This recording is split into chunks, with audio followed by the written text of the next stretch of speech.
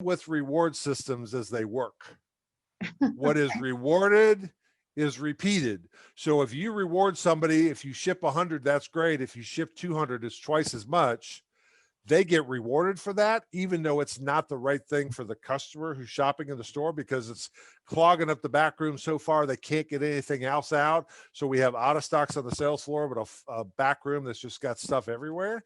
You're really not helping to it. So what we tried to do is say, what we're going to do is we're going to focus on the shopper who buys Tide detergent in a Walmart store, and we're going to run everything through the filter of what's the right thing for that person who's making that purchase.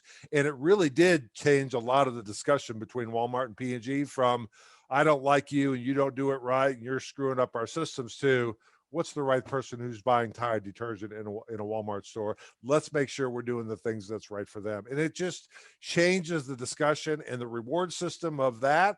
You're focusing on the right thing.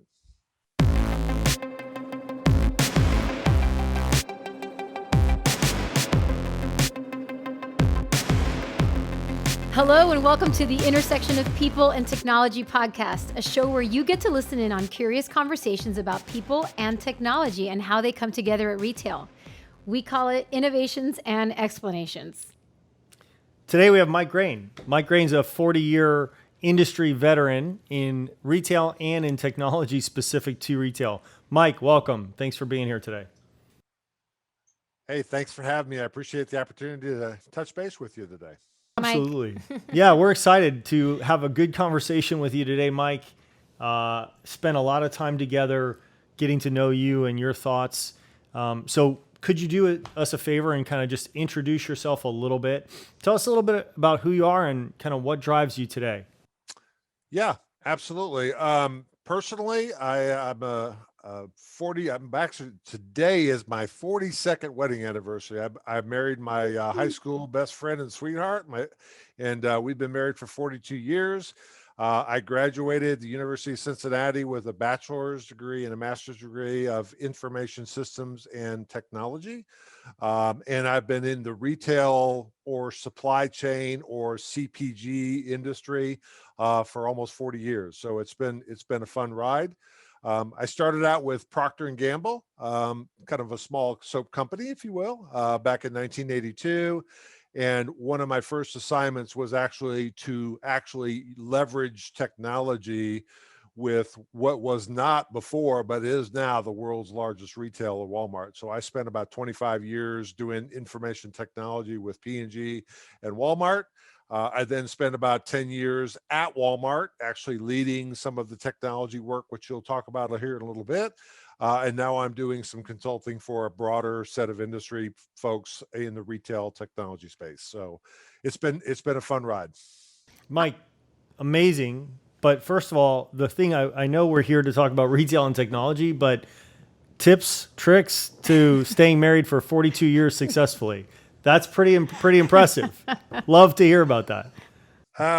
Yeah, what I would say, people have asked us that before. When you individual, you bring 100% of yourself to the party. And when you get married, your spouse brings 100% of themselves to the party.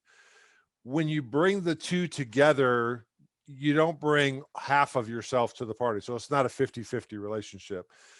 The way I think about it is your job is to spend more time giving to the other person and expecting less in return. So if I was to give 80% to my wife and expect 20% in return, and then she does the same, she gives 80 and expects 20, we work out great. What I've seen relationships occur is when the one person expects much more than the other person's willing to give. So my philosophy is give more than you expect to receive, and the selfishness and the small kinds of things that you get involved with, the tats that you get involved with and things like that go away if you just figure that your job is to provide more than you expect to receive. Wow. Way to drop the knowledge there, Mike. And I thought we were going to talk about RFID technology. I'm looking at Telsey's thinking, okay, this is a solid conversation today, right? I've already learned more than I could have bargained for today. I think that's great news. And Mike, you speak with such conviction about it that you're like, okay, I'm buying whatever he's selling, right? But I personally want to hear about the 25 years at Procter and Gamble, really. Yeah, so the 25 years of Procter and Gamble are awesome. Right out of school, I started in Cincinnati, working with some of our different brand groups. I managed our corporate data center in Cincinnati for about a year or so. I transferred to a manufacturing plant in Cape Girardeau, Missouri, where they made and still make diapers and toilet paper and feminine products. And then in 1988, I got a phone call from my boss saying, instead of having you come back to Cincinnati, we want to have you go work with Walmart. And I'm going, Walmart's a store. Why would I be working with Walmart? Well, Sam Walton, the founder of Walmart, and our CEO have a fundamental disagreement about our relationship. And we're putting a small team together to go work with them. And it's like, okay, I went down there and to say it was a bad relationship was a very, very, minor way of trying to put it.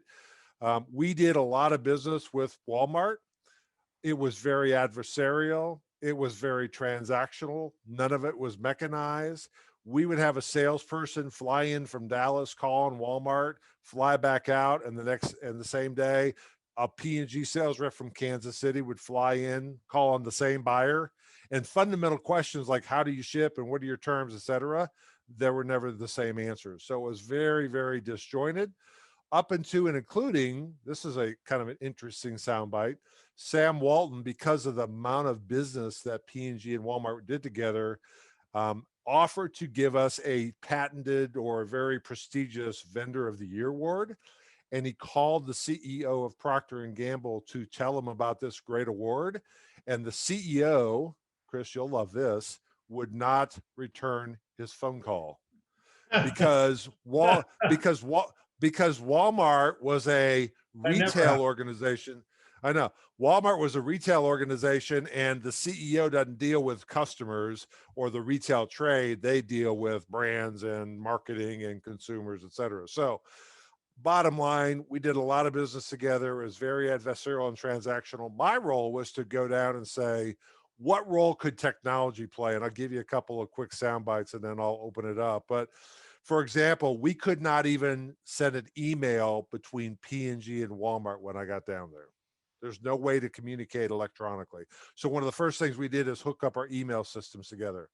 We were doing all of this business together between Walmart and P&G on purchase orders and invoices that were produced on fax machines, right? So they would fax a purchase order to us. We'd key it into the system. We'd fax them back an invoice. Very mechanical. So obviously making that an electronic transmission between the two companies was a priority.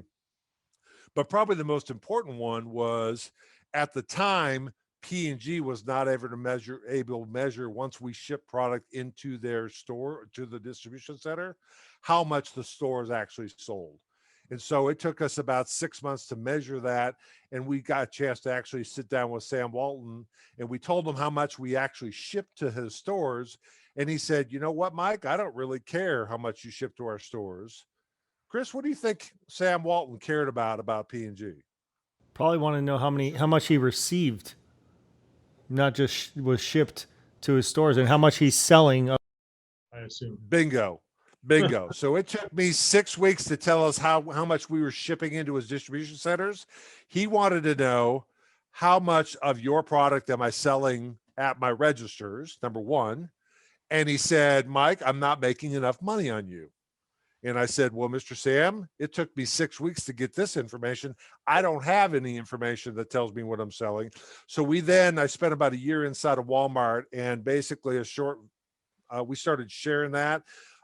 It was such a success that they asked me to spend a year inside of Walmart and help to develop a platform called Retail Link, which they now use with all of their different suppliers.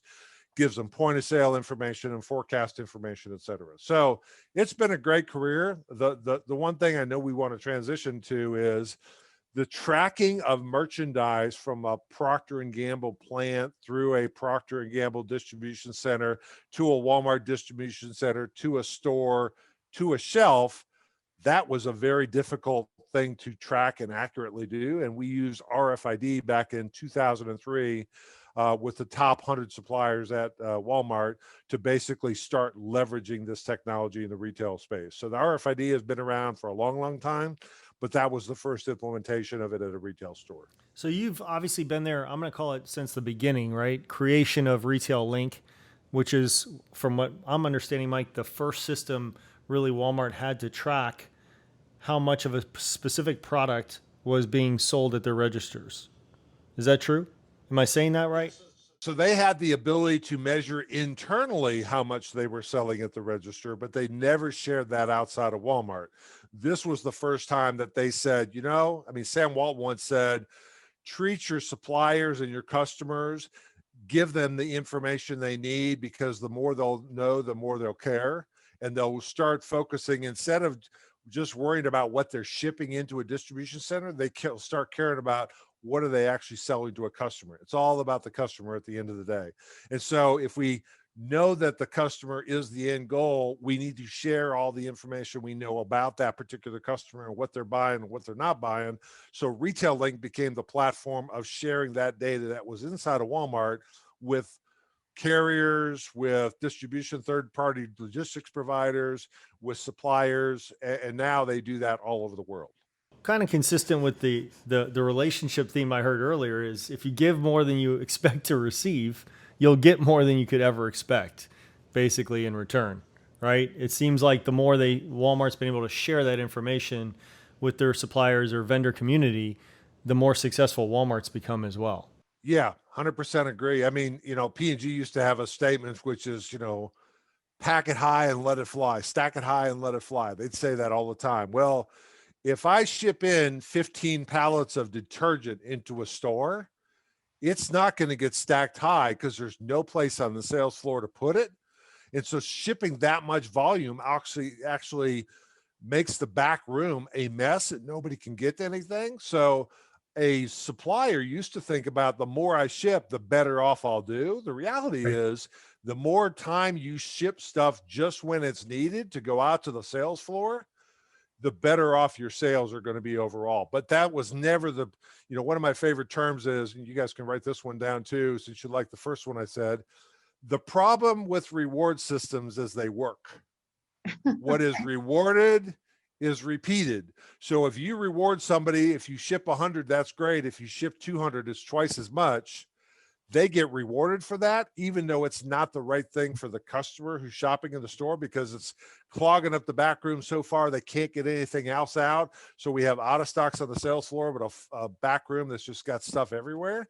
You're really not helping to it. So what we tried to do is say, what we're going to do is we're going to focus on the shopper who buys Tide detergent in a Walmart store, and we're going to run everything through the filter of what's the right thing for that person who's making that purchase.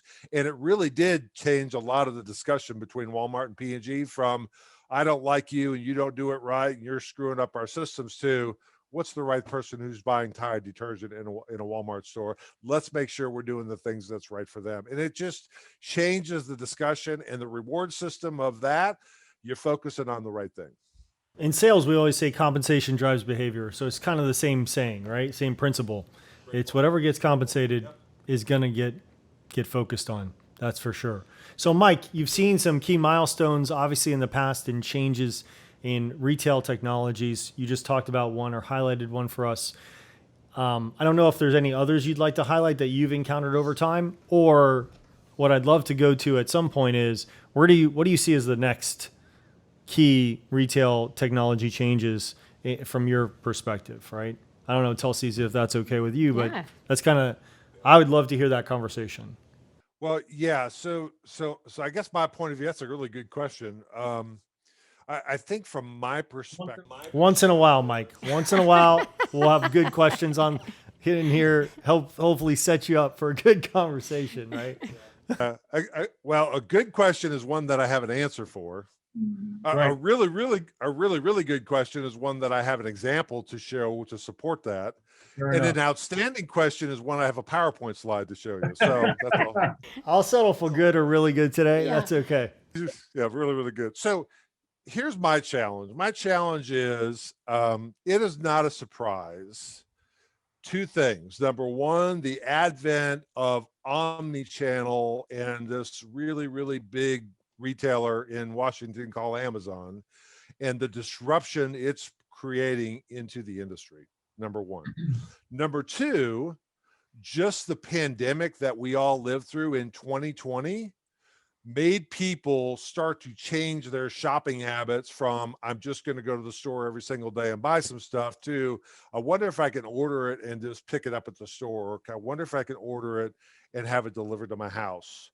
Um, those are two major disruptions in the way, and I think the other one is we're seeing massive shifts of changing behaviors for customers to want broader assortment, more convenient shopping experience, and intelligent product information that gives them insights about what they should purchase. And I think when you start looking at the retail opportunity, if I am responsible for a 210,000 square foot building, let's say a Walmart or a Target or a Meijer or a Sam's Club, they all have merchandise in them. If I don't know what I have and I don't know where it is at a very high degree of accuracy, it's really hard to make those products available to somebody online to say, I've got 3 of those if you want to come and pick them up.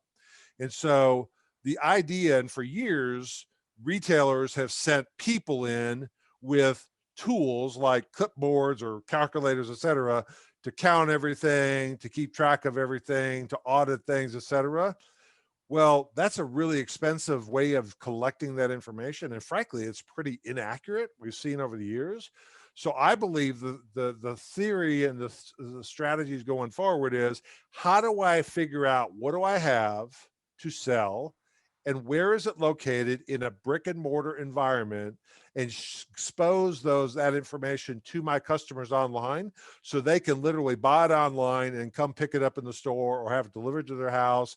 And we have enough confidence that we never, ever, ever cut their order because we know that we have it and we're confident we're not going to cut it. I think a lot of retailers are getting into what's called the BOPUS world, buy online and pick up in store. But unfortunately, their inventories are so inaccurate. It'll say they have 3 of something. The customer will order it. And they find out they don't have any at all. So we have to tell them that we're out of stock. Well, when you deliver the product to me is not what I want to know you're out of stock. I want to know you're out of stock before I even place the order. So leveraging cameras, fixed cameras, cameras on robots, RFID technology are all ways without throwing people at it to figure out what you have and where it's located. And I think it's the future. It's going to be critically future for people who operate in a brick and mortar environment like a Walmart or a Target or a Best Buy or whatever, and they want to operate in an online environment. You got to have that level of visibility. And guess what? People like Amazon don't have people going in their distribution centers and buying things, so they always kind of know where everything is. When you get into a regular brick and mortar store, things get moved around all the time, and you got to be able to know where it is and where it's located and where it is and what you have all the time. And I think that's the real opportunity available. I agree. So, Mike, what's that transition like for companies? How could somebody make that change, right? Because it's one thing knowing, hey, look, this is what has to happen. It's another thing knowing, how do I get my company to that spot? What are some of the key steps there from your perspective? Gosh, that's 2 great questions. Mike, it's rare. That's why he's my co-host. Right. Right. Once in a while. So here's the first thing that I would say. The first thing you have to have is you have to have a company top-down approach that says this is important.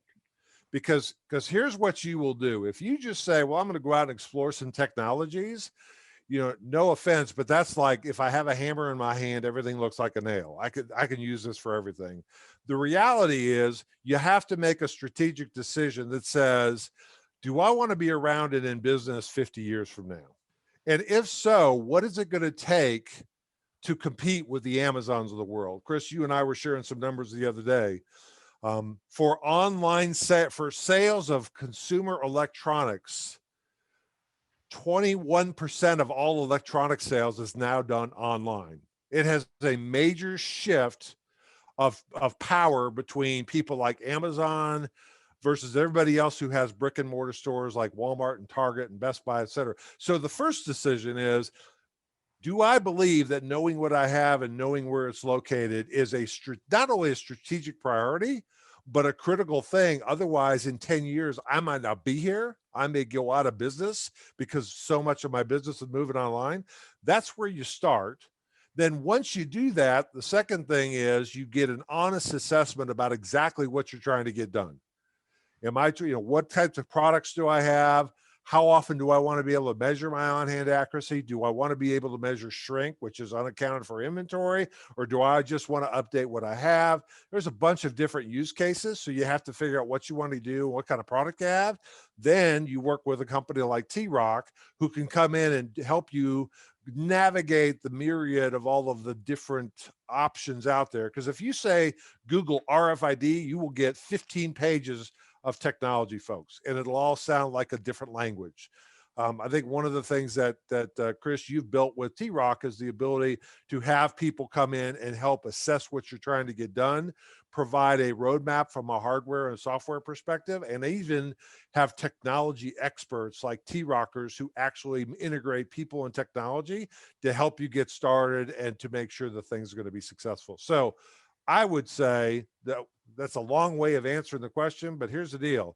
It is not something you give a project manager. This is not a project manager thing. This is a strategic decision that says we have to be able to do this if we want to be around 10 years from now. And once you have that sponsorship, I think you put a plan together to say, how are we going to go about doing it? And I think T-ROC is uniquely positioned to help. Tulsi, I don't know about you, but I would like to have Mike back on a second. I agree. Mike, we're going to have you back in a bit. Good. Yeah, because this conversation is amazing. I actually had a ton of questions, but we're kind of at time. So, Mike, you're invited back officially. And thank you. I appreciate that. So, Mike, we like to have a lot of fun really here at T-ROC. We like to not take ourselves too seriously and always engage in fun things. So we like to ask these fun questions at the end of each of our podcasts of our guests. So first question up. Ready? Are you ready?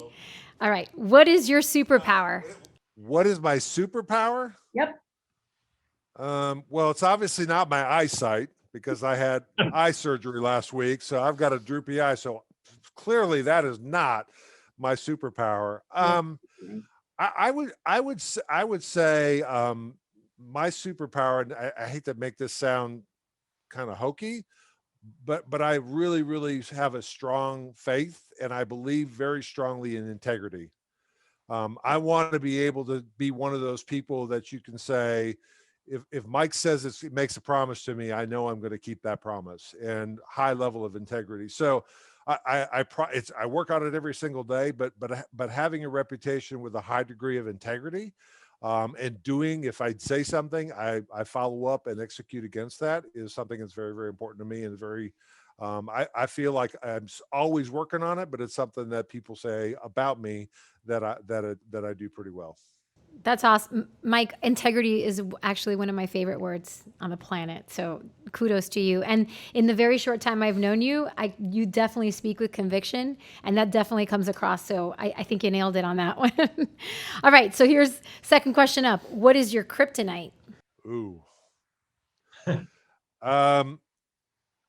When I got married 42 years ago, you were required to have a blood test. Because I think something about, okay, if you have children, you've got two different blood types, it could have a child with birth defects, et cetera. So my first blood test was when I was 18 years old. And now I'm 6'4", 300 pounds. And the nurse who took out my blood never saw it coming. She took out my blood. I stood up, I fell down. That's all I remember. So, and for about 3 years of my life, I was actually volunteering as the board of directors chair of the Red Cross. And they always wanted me to go to a blood drive. And I'm going, if that's a requirement, I quit.